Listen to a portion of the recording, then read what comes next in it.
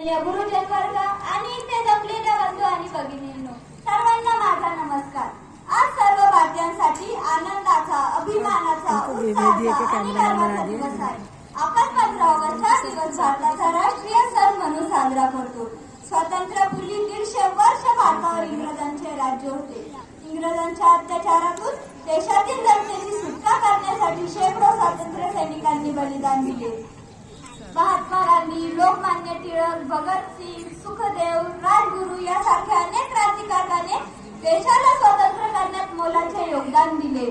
15 August 1947 रोजी भारत ब्रिटिशांच्या गुलामगिरीतून मुक्त झाला आणि एक स्वतंत्र देश बनला. तेव्हापासून भारतीय लोक हा दिवस स्वातंत्र्य दिन म्हणून मोठ्या उत्साहाने साजरा करतात. अनेक क्रांतिकारकांच्या बलिदानाने अखेर 15 ऑगस्ट 1947 रोजी भारत ब्रिटिशांच्या गुलामगिरीतून मुक्त झाला. स्वातंत्र्याच्या शिखरावरती आज फडकला डोलाने, प्राणप्रिय तिरंगी झेंड्यात सलामी देऊ मानाने, सलामी देऊ मानाने.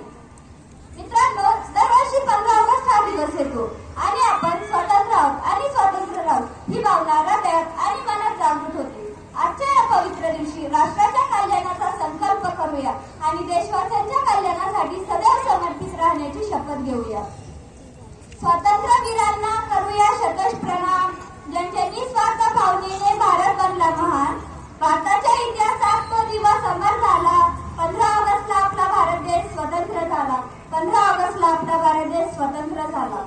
एवढे बोलून मी माझे भाषण संपविते. धन्यवाद. जय हिंद.